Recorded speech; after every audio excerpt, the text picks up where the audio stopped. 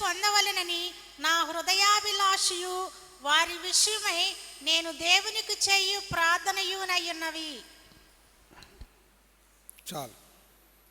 క్రీస్తునందు ప్రియులారా, అపోస్తలుడైన పౌలు గారు తన యొక్క సహోదరులైన ఇశ్రాయేలు ప్రజలు, యూదులు, మరి తనను చంపాలి అనుకున్న వారు,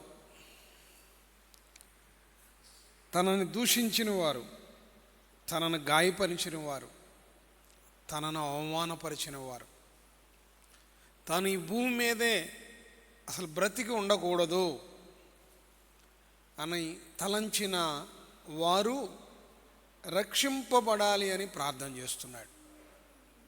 దేవునామ స్తోత్ర. అంతటా అందరూ మారుమనసు పొందాలి, అందరూ రక్షణ పొందాలి అనే దృక్పథంతో మరి పౌలయ్య ఎంత విశాలమైన మనస్సుతో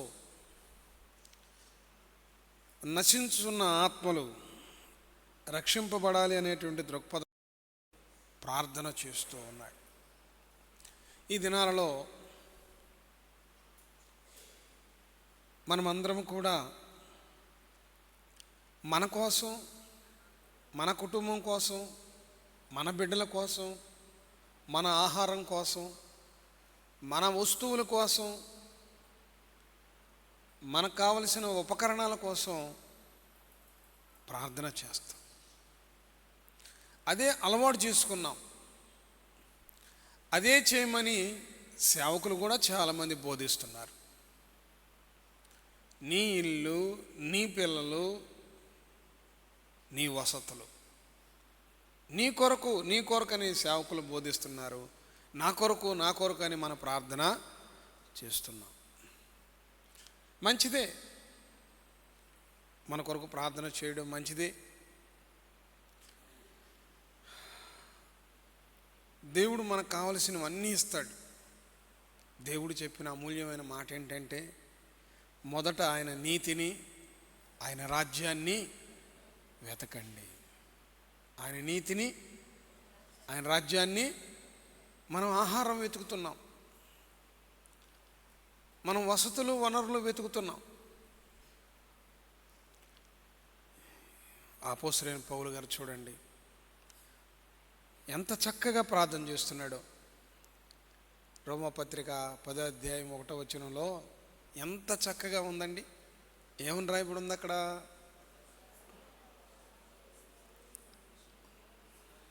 సహోదరులారా, ఈ సంగతి మీకు తెలియకుండాట నాకు ఇష్టము లేదు.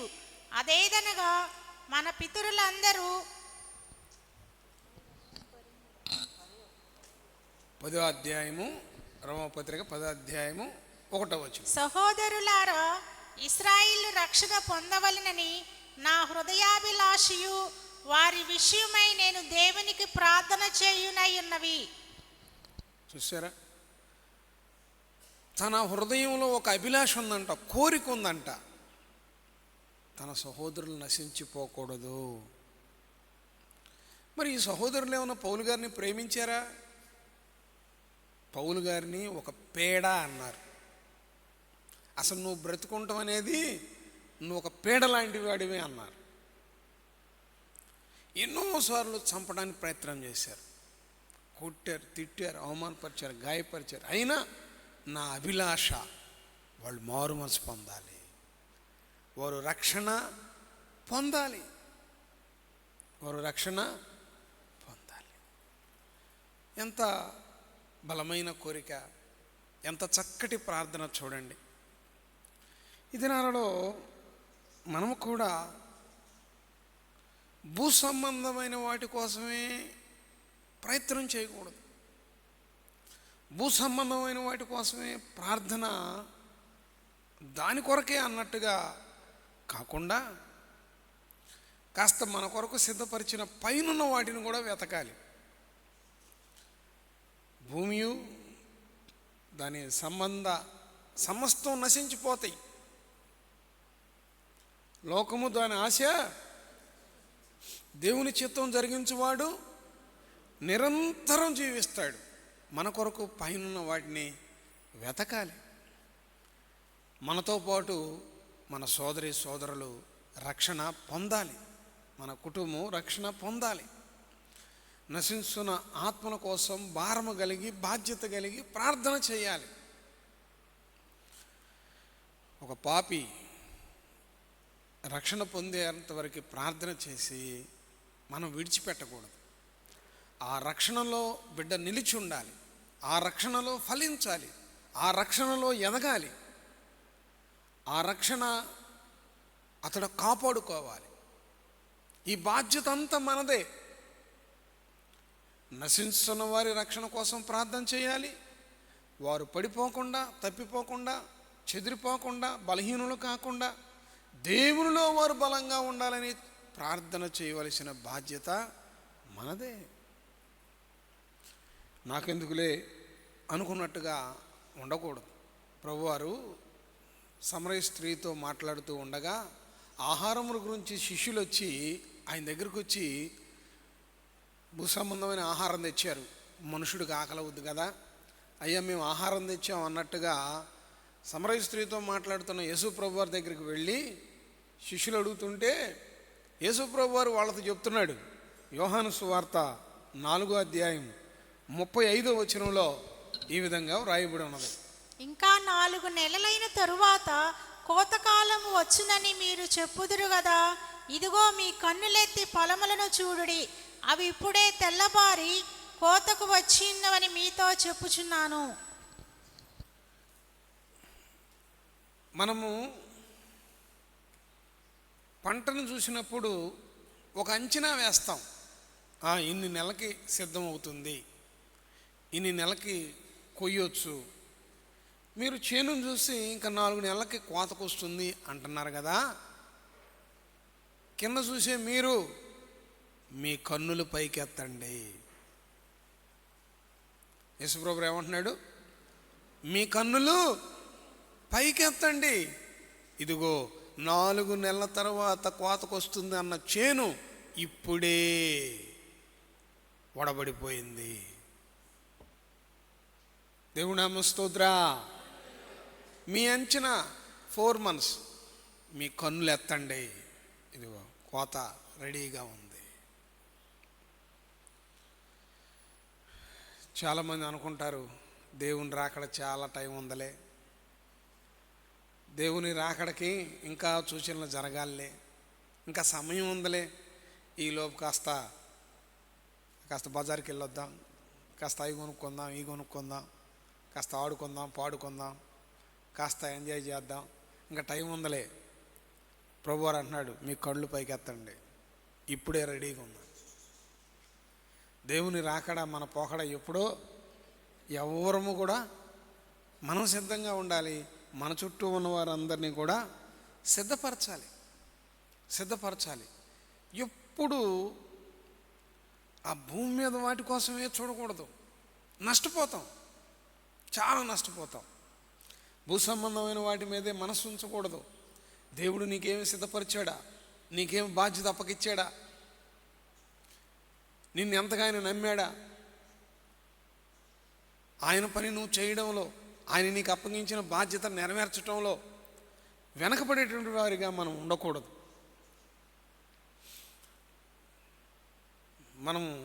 మన చుట్టూ తిరుగుతున్న జంతువుల్లో ఒక జంతువు పంది. రోజు చూస్తాం ఎవరిని, అదేం చేస్తుంది? తలకాయ ఎత్తదుగా, ఎప్పుడు కిందే చూస్తూ ఉంటుంది, కిందే వెతుక్కుంటూ ఉంటుంది. బురదలో వెతుకుద్ది, నేల మీద వెతుకుద్ది, కాలువలో వెతుకుద్ది, ఒక ఇంట్లో నుంచి బయటికి నీళ్ళు వస్తుంటే అక్కడ వెతుకుద్ది, మెతుకులు దొరుకుతాయేమోనని. ఎప్పుడు దాని చూపు అంతా ఎక్కడ ఉంటుంది? వెతుకుతూ ఉంటుంది. ఎన్ని గడ్డలేండి, తలకాయ కిందే పెట్టుద్ది.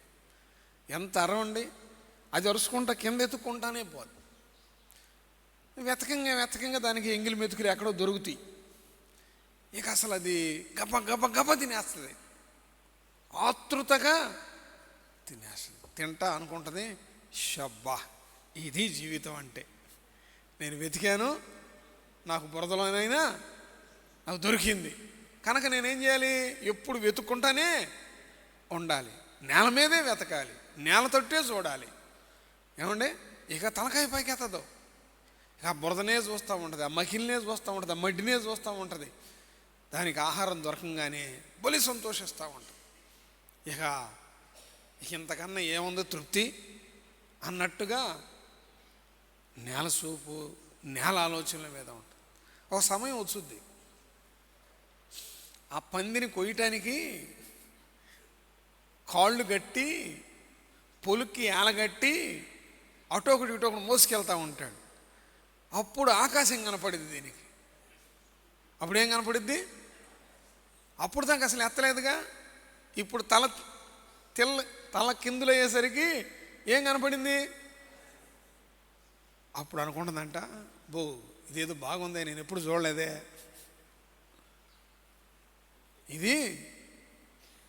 ఇది భలేగుందే, ఆకాశం భలేగుందే, ఎప్పుడు నేను చూడలేదే అనుకుంటుందంట. ఉపయోగం ఏముంది? అనుకుంది, అయిపోయింది. ఇక పైతడు చూడటానికి అవకాశం లేదు. మనం కూడా జ్ఞానం లేని ఆ జంతువులాగా ఉండకూడదు. ఎప్పుడు భూ సంబంధమైన వాటి మీదే మనసు పెట్టకూడదు. దేవుడు పైన దాచించిన వాటిని మనం గుర్తించాలి. మనం పరసంబంధులమని గుర్తెరగాలి. మనతోటి వారందరూ కూడా దేవుని రాజ్యంలో ప్రవేశించాలని ఆశ కలిగి, ఆసక్తి కలిగి ప్రతి ఒక్కరము కూడా మంచిగా ఆత్మల రక్షణ కోసం ప్రార్థన చేయాలి. నశించుచున్న ఆత్మలు, ఒకప్పుడు రక్షింపబడిన వాళ్ళు సైతం మరలా లోకంలో కలిసిపోతున్నారు. ఒకప్పుడు ఆత్మ పొందుకున్న వాళ్ళు సైతం, ఒకప్పుడు వాక్యాన్ని వినిన వారు సహితం, ఒకప్పుడు వాక్యాన్ని వివరించిన వారు సహితం తప్పిపోతూ ఉన్నారు, పడిపోతూ ఉన్నారు. వారి కోసం మనం ప్రార్థన చేయాలి. నశించున్న ఆత్మల కొరకు ప్రార్థన చేయడంలో పౌలయ్య మరొకడుగు ముందుకేసి, చుట్టూ ఉన్నా వాళ్ళతో నువ్వు ఉన్నా నిన్ను బట్టి దేవునికి ఉంటుందా? ఈ గొంతంతా మేమేనండి, ఈ బజారంతా మా వాళ్ళేనండి, ఈ గుంపంతా మాదేనండి, ఉపయోగం ఏముంది? నీకు సంతోషం. 100 మంది మధ్యలో నువ్వు ఉంటే దేవునికి ఏమైనా సంతోషమా? ఎందుకని? వాళ్ళు మారు మనసు గురించి ఆలోచించట్లా, మారు మనసు గురించి వినట్లా, మారు మనసు పొందాలనే ఆకాంక్ష వారికి లేదు, వాళ్ళకి చెప్పాలని నీకు లేదు. నిన్ను బట్టి వాళ్ళని బట్టి దేవుడికి సంతోషం లేదు. మారు మనసు పొందని 99 మంది విషయమై సంతోషం కంటే మారు మనసు పొందిన ఒక్క పాపి విషయమై దేవునికి చీరలు ఇస్తే సంతోషపడతాడా? జాకెట్ ముక్కలు పెడితే సంతోషపడతాడా? పూలు ఫలాలు ఇస్తే సంతోషపడతాడా? నీ మురుకుబళ్ళు, నీ అర్పణలు ఇస్తే దేవుడు సంతోషపడతాడా? కొండ మేకలు ఆయనే కాదా? వెండి కొండలు ఆయనే కాదా? బంగారపు గనులు ఆయనే కాదా? నువ్విచ్చే చీర సారే ఆయనకు సంతోషం కలగజేస్తుందా? నువ్వు పెట్టే కానుక, నువ్విచ్చే ఫలాలు ఆయనకు సంతోషం కలగజేస్తాయా? ఒక పాపిని నువ్వు రక్షించావంటే, ఒక వ్యక్తికి సువార్త ప్రకటించి ఆ బిడ్డ కోసం నువ్వు ప్రార్థన చేసి ఆ బిడ్డను నువ్వు చేయబట్టుకుని దేవుని పాదాల దగ్గరికి నువ్వు నడిపించావంటే, నా బిడ్డ ఎంత త్యాగం చేసింది, నా కుమారుడు ఎంత మంచి పని చేశాడు అని మారు మనసు పొందిన వారి విషయమై దేవుడు, మరి నీ దేవుడు సంతోషించే పని నువ్వు చేయవా? ఎంతకాలం నువ్వు సంతోషించే పని చేసుకుంటావు? పలావ్ వండుకుంటావు సంతోషం, మాంసం వండుకుంటావు సంతోషం, ఏమండి చక్కటి వంటలు వండుకుంటావు సంతోషం. ఎంతకాలం ఈ పిండి పిసుకుతా? ఎంతకాలం ఈ బాండి దగ్గర సంతోషపడతా? దేవుణ్ణి సంతోషపెట్టవా? దేవుణ్ణి సంతోషపెట్టవా? అదే అధ్యాయం 10వ వచనంలో ఉంటుంది, అటువలే మారు మనసు పొంది ఒక పాపి విషయమై దేవుని దూతల ఎదుట సంతోషము కలుగునని మీతో చెప్పుచున్నాను. మారు మనసు పొందిన వారి విషయమై ఆయన సంతోషం, దేవుని దూతల ఎదుట సంతోషం. దేవుని నామ స్తోత్ర. ఆయన సంతోషిస్తాడు, దూతల ఎదుట కూడా సంతోషిస్తాడు. మరి మంచి పని కదా ఇది, శ్రేష్టమైన పని కదా. దేవునికి సంతోషమైన పని ఆత్మలను రక్షించటం, ఆత్మల కోసం ప్రార్థన చేయటం. నువ్వు వెళ్ళగలిగినంత వరకే వెళ్ళు. నశించుచున్న ఆత్మల దగ్గరికి వెళ్ళు. ఎక్కడికి వెళ్ళాలి? రక్షింపబడిన వారి దగ్గరికి వెళ్ళి నువ్వు బోధించేదే ఉండదు. రక్షింపబడిన వారి దగ్గరికి వెళ్ళి నువ్వు చేసే త్యాగం ఏమీ ఉండదు.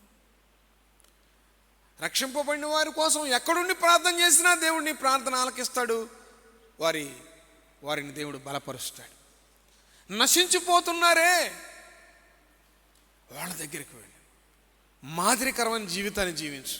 ఓర్పుతో, సహనంతో, ప్రేమతో క్రీస్తు రక్షణ సువార్తను ప్రకటించి వారిని రక్షణ మార్గంలోకి నడిపించు. అప్పుడు దేవుడు బహుగా సంతోషిస్తాడు. దేవుని నామమున స్తోత్ర. దేనిని గురించి నువ్వు చింతించకుండా ప్రార్థన చేయి, ప్రయాసపడు, తప్పకుండా దేవుడు కార్యము జరిగించునుగాక. ఫిలిప్పీలకు రాసిన పత్రిక 4వ అధ్యాయం 6వ వచనంలో ఈ విధంగా వ్రాయబడి ఉన్నది, దేనిని గూర్చి చింతింపకుడి గాని ప్రతి విషయములోను ప్రార్థన విజ్ఞాపనముల చేత కృతజ్ఞతాపూర్వకముగా మీ విన్నపములు దేవునికి తెలియజేయుడి. ముందు ఏం చేయకూడదంట? చింతించకూడదు. ఫిలిప్పీలకు రాసిన పత్రిక 4వ అధ్యాయం 6వ వచనం. ముందు ఏం చేయకూడదండి? ఇన్ని నెలలుగా ప్రయాసపడుతున్నా నా పని అవ్వలేదు, చింతించకూడదు. ఇంతగా ప్రార్థన చేస్తున్నా కార్యం జరగలేదు, చింతించకూడదు. ప్రియులారా, మనం రక్షణ పొందినట్లుగా మనకంటే ముందుగా రక్షింపబడిన అనేక మంది పెద్దలు, మిషనరీస్, అమెరికా దేశం నుండి, జర్మనీ నుండి, మరి ఆస్ట్రేలియా నుండి, యూరోప్ కంట్రీ నుండి ఎంతోమంది త్యాగదనులు మనం నశించిపోతున్నామని, మనల్ని రక్షించాలని అనేకులు వారి సౌలభ్యాన్ని, వారి సుఖాన్ని విడిచిపెట్టి మన రక్షణ కోసం వచ్చి ప్రార్థన చేశారండి. మన దేశంలో, పాకిస్తాన్లో, నైజీరియాలో, ఆఫ్రికా ఖండంలో, ఇంకా అనేక ప్రాంతాల్లో రక్షింపబడాలని భక్తులు సాక్ష్యాలు నేను విన్నాను. ఒక్క పాపి మారు మనసు పొందటానికి 7 సంవత్సరాలు పట్టిందంటండి. సిక్కుల మధ్య ఒక మిషనరీ తీర్మానం చేసుకుని వీళ్ళ రక్షణ కోసం ప్రార్థన చేయడానికి వస్తే, అయ్యా మార్చయ్యా అని ఒక మిషనరీ వాళ్ళ కోసం ప్రార్థన చేస్తే 7 సంవత్సరాలు ప్రార్థన చేస్తే ఒక్క ఆయన రక్షింపబడ్డాడు. చైనీస్ 7 సంవత్సరాలు ప్రార్థన చేస్తే ఒక్క ఆయన రక్షింపబడ్డాడు. అట్లాగే ఇంకా 5 సంవత్సరాలు, 7 సంవత్సరాలు ఒక్క పాపి విషయమై ప్రయాసపడ్డారంట. వాళ్ళకి చక్కటి కారులు ఉన్నాయి, చక్కటి భూములు ఉన్నాయి, చక్కటి విద్య ఉంది, చక్కటి ఉద్యోగం ఉంది. వాటిని విడిచిపెట్టేసి, నా కారు ఉంటే దేవుడు సంతోషించడు, నాకు 100 ఎకరాల పొలం ఉంటే దేవుడు సంతోషించడు, నాకు 100 నవరసల బంగారం ఉంటే దేవుడు సంతోషించడు. ఒక్క ఆత్మను రక్షిస్తే సంతోషిస్తాడు. చప్పట్లు కూడా.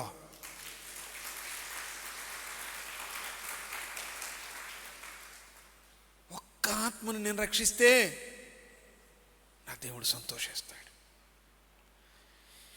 ఈ రహస్యం తెలుసుకున్న పౌలు గారు, ఈ రహస్యం తెలుసుకున్న మిషనరీసు, ఈ లోకంలో నాకు ఎంతున్నా నాకున్న దాన్ని బట్టి దేవుడు సంతోషించడు. ఇప్పుడు తండ్రిగా నేను, బిడ్డలుగా మీకు నేను ఎంతో ఇచ్చా, ఇంకేముంటుంది నాకు సంతోషం? నాకు సంతోషం ఎప్పుడో తెలుసా? మీరు కష్టపడి సంపాదించినప్పుడు. నేను ఇచ్చానండి మీకు, సమృద్ధికి ఇచ్చా.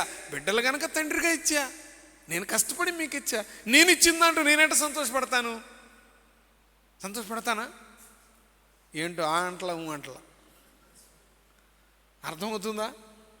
తండ్రి బిడ్డలకి ఇస్తాడు, నువ్వు అడిగినా ఇస్తాడు, అడగకపోయినా ఇస్తాడు.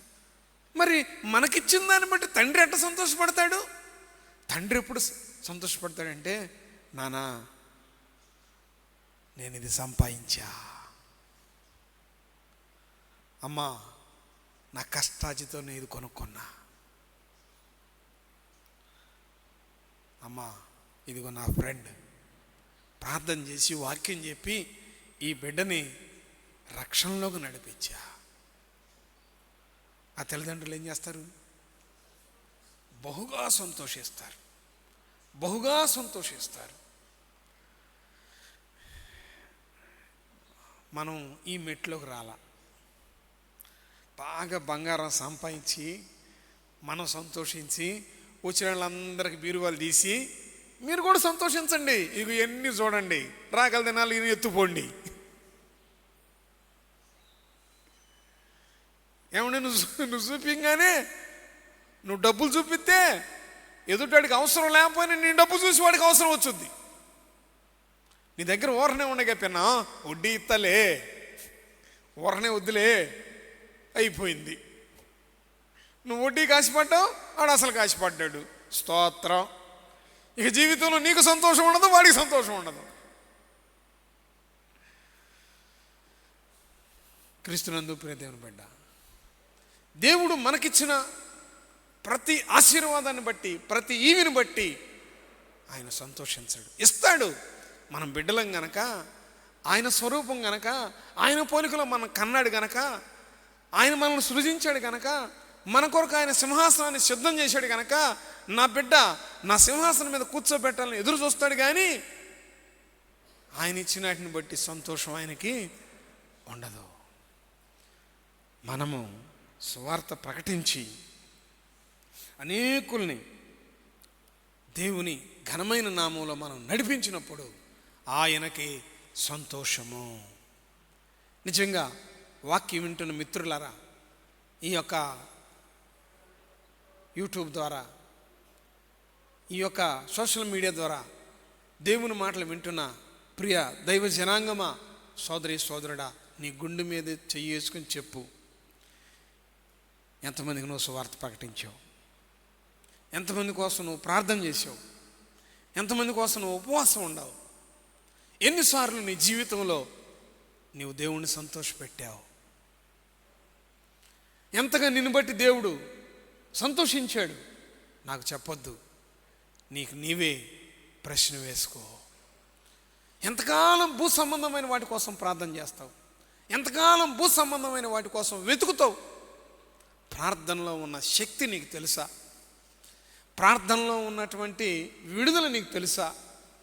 ప్రార్థన యొక్క గొప్పతనం నీకు తెలుసా? ఉదాహరణకి రెండవ ప్రపంచ యుద్ధంలో జపాను అమెరికా యుద్ధం జరుగుతూ ఉంది. భారీ ఎత్తున భయంకరంగా యుద్ధం జరుగుతూ ఉంది. ఆ టైంలో అంట ఒక ఆటం బాంబు వేశారు. ఒక ఆటం బాంబు వేశారట. ఒక్క ఆటం బాంబుకి 92,000 మంది చచ్చిపోయారండి. వింటున్నారా?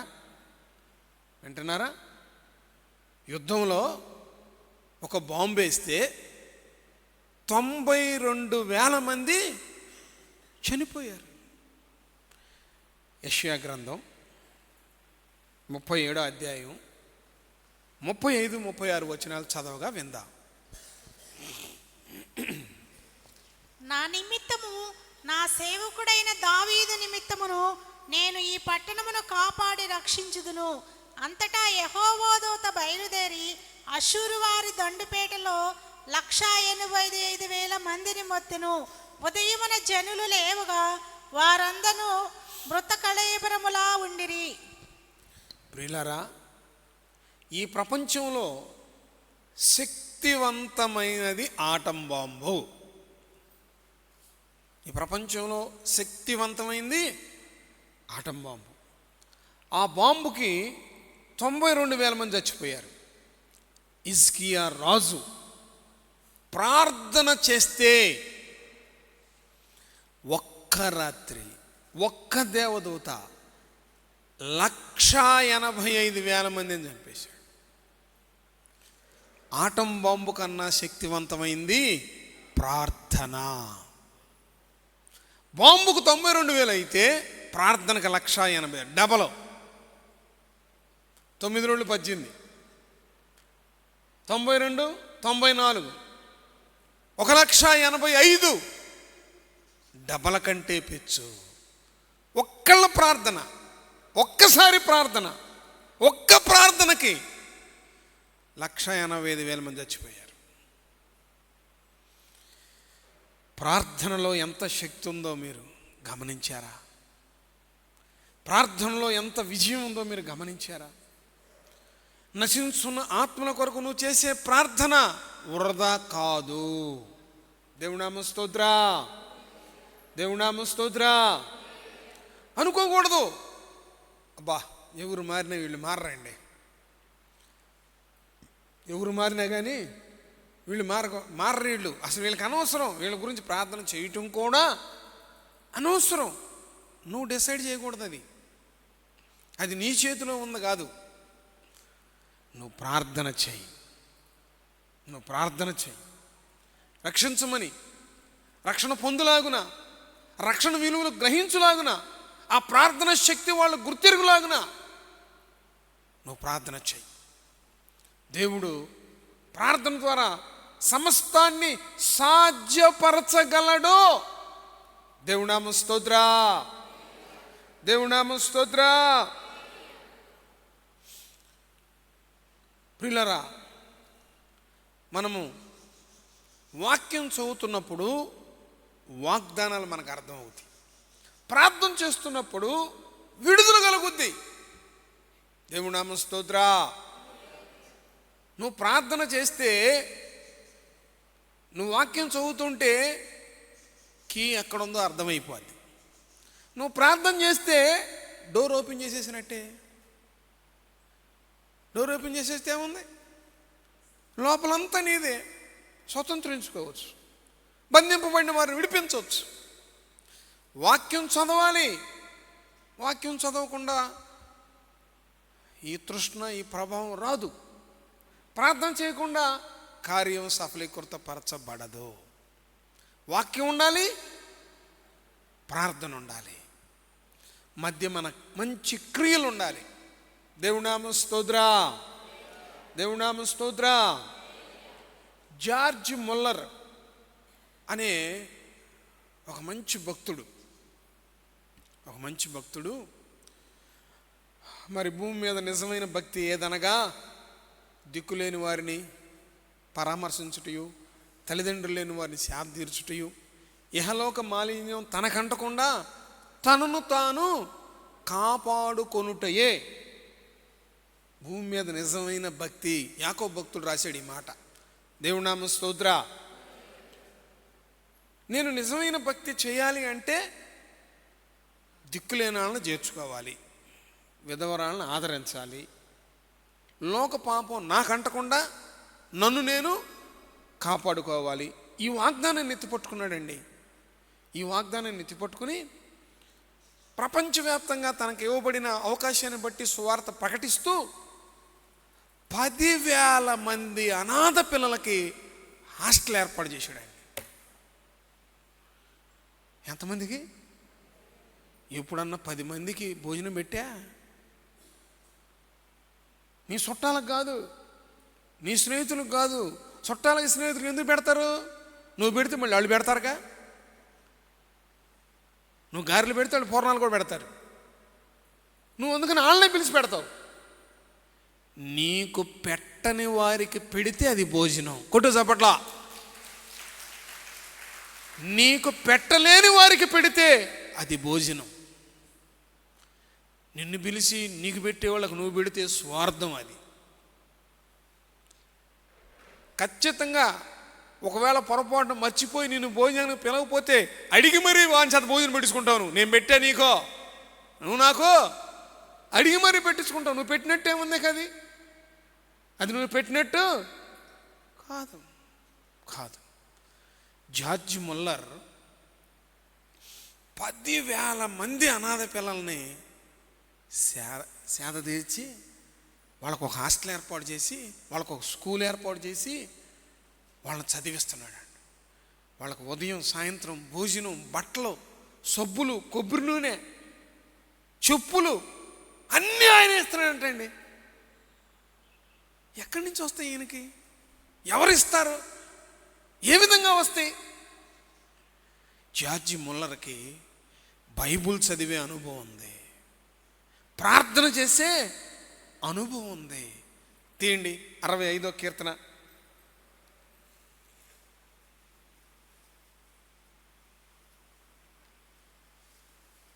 68వ కీర్తన 68వ కీర్తన 5, 6 వచనాలు చదవగా విందాం. తన పరిశుద్ధాలయమందుండు దేవుడు తండ్రి లేని వారికి తండ్రియు విధవరాండ్రకు న్యాయకర్తయునైనాడు. దేవుడు ఏకాంగులను సంసారులుగా చేయును. ఆయన బంధింపబడి వారిని విడిపించి వారిని వర్ధిల్లజేయవాడు. చాలు. ఈ వాగ్దానాన్ని ఎత్తిపట్టాడండి జార్జ్ ముల్లరు. ఈ వాగ్దానాన్ని ఎత్తిపట్టి ప్రార్థన చేస్తున్నాడు. అయ్యా, తండ్రి లేని వారికి నువ్వు తండ్రిగా ఉంటున్నావు. వీళ్ళకి భోజనం పెట్టు, వీళ్ళకి కొబ్బరి నూనె, వీళ్ళకి బట్టలు ఎందుకు ఇవ్వాలి? నువ్వు తండ్రిగా ఉంటున్నావుగా. ఎవరికి? తండ్రి లేని వారికి నువ్వు తండ్రిగా ఉంటున్నావుగా. వీళ్ళకి ఆకలి అవుతుందయ్యా, తండ్రి వీళ్ళకి గుడ్లు కావాలయ్యా, తండ్రి వీళ్ళకి చెప్పులు కావాలయ్యా, తండ్రి వీళ్ళకి స్కూల్ బ్యాగులు కావాలయ్యా. వాగ్దానాన్ని ఎత్తిపట్టి ప్రార్థన చేసి 10,000 మంది పిల్లలను పోషించాడంటండి. లింగిటిక్కమంట నీకు నాకు 2 ఉంటే ఇటొకళ్ళు అటొకళ్ళు. 2 పోషించడానికి తల పట్టుకుని గిలగిల కొట్టుకుంటున్నాం. వాక్యం చదివితేగా, వాగ్దానం ఎత్తిపడి ప్రార్థన చేసే అనుభవం మనకు ఉంటేగా. 10,000 మందిని పోషించాడు ఆయన. 10,000 మందిని పోషించి వాళ్ళకు చదువు చెబితే ప్రపంచవ్యాప్తంగా ఇప్పుడు ఆయన ఆత్మీయ బిడ్డల సువార్త ప్రకటిస్తున్నాడు. కొట్ట చప్పట్లో. ఆ 10,000 మంది పిల్లల్లో కొంతమంది సువార్త ప్రకటిస్తున్నారు, దేవుని కొరకు ఆత్మలు సంపాదిస్తున్నారు, దేవుని నామంలో వారు నిలబడ్డారు. నువ్వు చక్కగా వాక్యం చదివితే, వాగ్దానాన్ని ఎత్తిపడి ప్రార్థన చేస్తే వెంటనే పని జరిగిపోద్ది. దేవుని నామం స్తోత్ర. నువ్వు వాగ్దానాన్ని ఎత్తిపడి ప్రార్థన చేస్తే వెంటనే పని అయిపోద్ది. గుర్తుంటుంది నీకు. వాక్యం చదివితే వాగ్దానం గుర్తుంటుంది. మనకేం గుర్తుంటాయి అంటే, వాళ్ళు ఏమన్నారు, వీళ్ళు ఏమన్నారు, ఆ అమ్మాయి ఏంది అడ చూస్తుంది, ఈ అబ్బాయి ఏంది నాయంకే చూస్తున్నాడు, ఇంకేం నడిచింది నీకు ప్రార్థన? అసలు నీకే వాగ్దానాలు గుర్తొస్తాయి? ఇదేంది నా సీట్లో కూర్చున్నారేంటి, ఇదేంది ఏంది పాషక అచ్చక నా గురించి చూస్తున్నాడు, ఏంది అచ్చక నా గురించి చెబుతున్నాడే. అసలు నీకు ఇంక వాగ్దానం గుర్తు, నేను గుర్తొస్తాయి నీకు. నీకు వాగ్దానాలు ఏం గుర్తొస్తాయి? ప్రార్థన నడిచిద్దేగా. నువ్వు వాక్యం చదువు, వాగ్దానాన్ని ఎత్తిపట్టు, అడుగు. అయ్యా, తండ్రి లేని వాళ్ళకి తండ్రిగా ఉంటున్నావుగా. ఒకవేళ మీకు తండ్రి లేడా, మీకు తల్లి లేదా, అయ్యా నాకు తల్లి లేదయ్యా, తల్లిగా ఉంటా అన్నావుగా.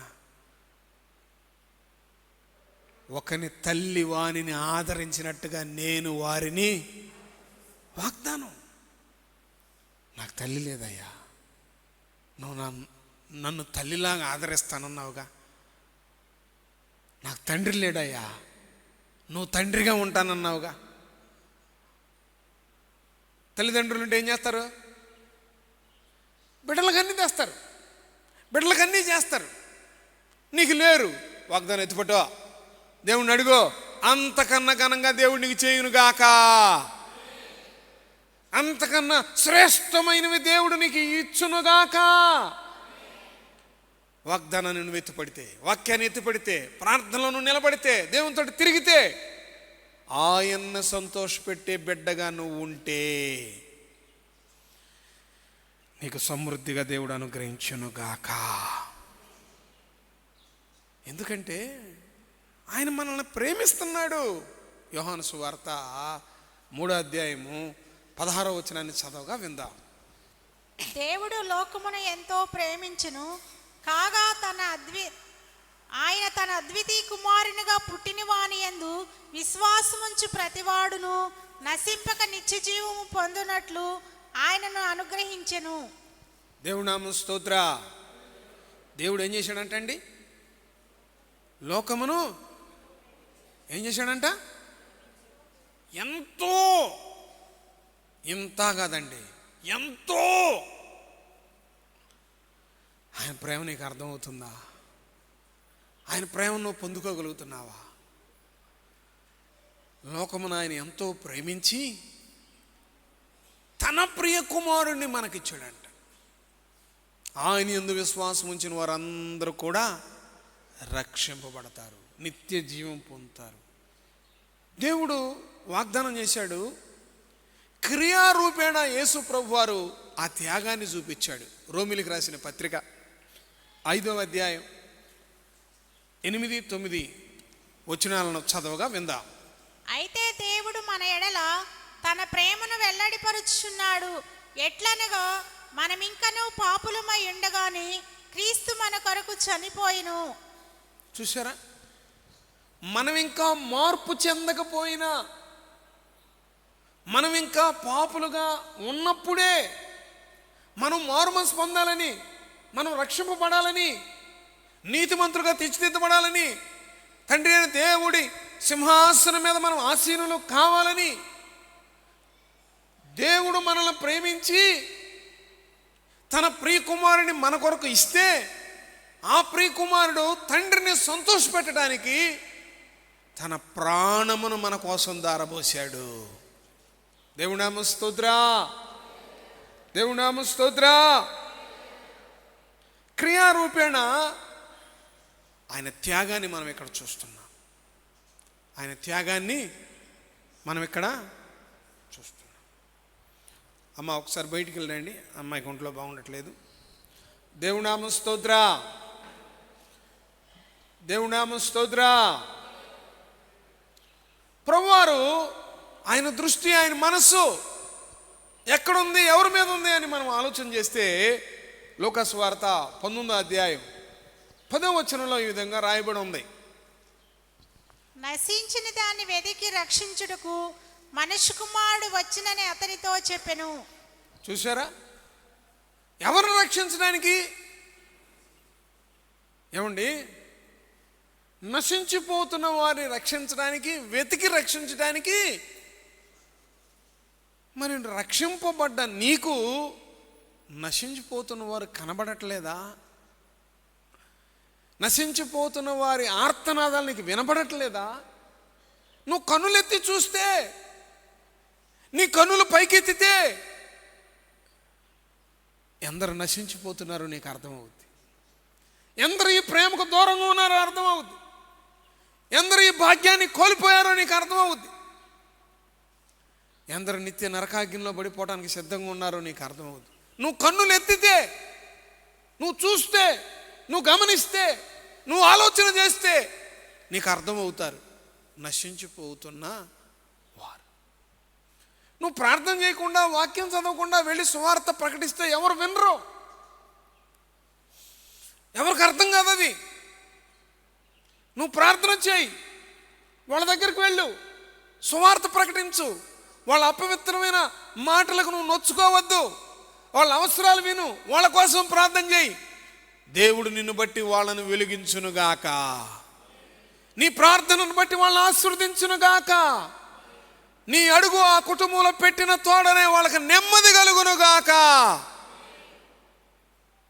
క్రియ వాళ్ళు చూడాలి. నీ ద్వారా దేవుని కృప వాళ్ళు అనుభవించాలి. అప్పుడు నిజమే, ఆ సహోదరుడు వచ్చిన దగ్గర నుంచి నెమ్మదిగా ఉంది. ఆ సహోదరి మన ఇంట అడుగు పెట్టిన దగ్గర నుండి నెమ్మది ఉన్నది, కార్యము సఫలీకృతపరచబడింది అని వాళ్ళు సాక్ష్యం చెప్పాలి. నువ్వు వెళ్ళిపోయి యేసుప్రభు దేవుని నమ్ముకోండి అంటే, ఎందుకని వాళ్ళు నమ్ముకోలేరు అంటే వాళ్ళు బంధించబడి ఉన్నారు, వారు చెరలో ఉన్నారు. ఆ చెర వాళ్ళకి అర్థం కాదు.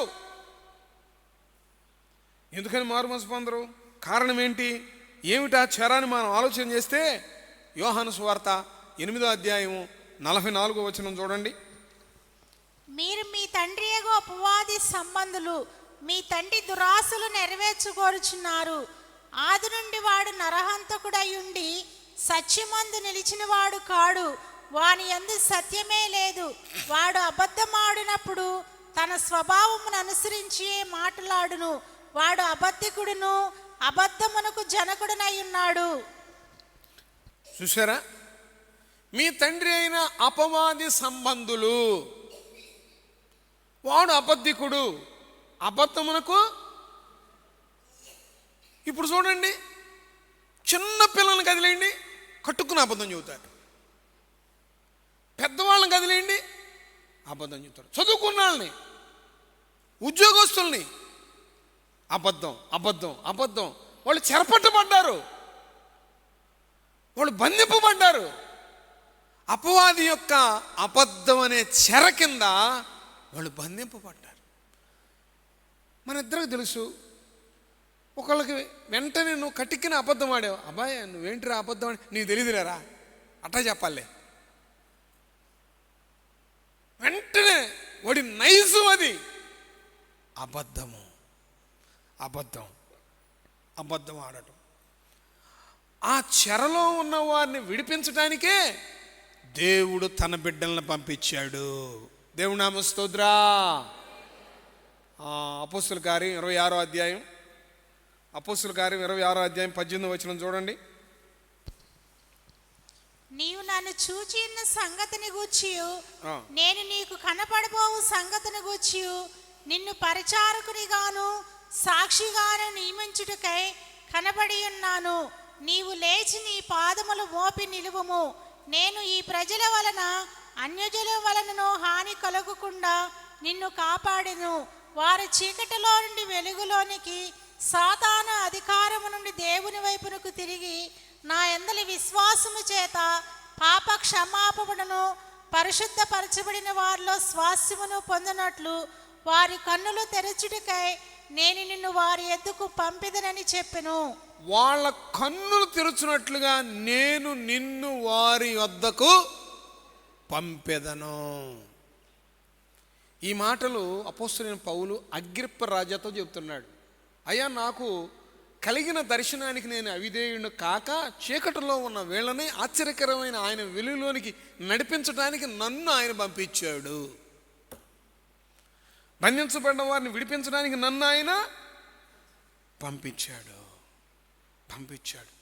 ఆ చీకటి, ఆ బంధకాలు, ఆ సాతాను చెర ఎంత భయంకరంగా ఉంటుందో తెలుసా? యెషయా గ్రంథం 14వ అధ్యాయము నేను ముగించబోతూ ఉన్నాను. గమనించండి. యెషయా గ్రంథం 14వ అధ్యాయము 17వ వచనాన్ని చదవగా విందాం. భూమిని కంపింపజేసి రాజ్యములను వణికించిన వారు ఇతడేనా? లోకమును అడవిగా చేసి దాని పట్టణములను కాపాడు చేసిన వాడు ఇతడేనా? పట్టణములను పాడు చేసిన వాడు ఇతడేనా? తాను చెరపట్టబడిన వారిని తమ నివాస స్థలమునకు పోనీయని వాడు ఇతడేనా? జనముల రాజులందరూ ఘనత వహించిన వారై. చూడండి ఎంత విధ్వంసమైన చేస్తాడంటండి, ఎంత గందరగోళమైన చేస్తాడంటండి. చెరపట్టబడిన వారు విడిపంపబడకుండా అస్సలు వాళ్ళని వాళ్ళ ఇంటికి పోనీడంటండి.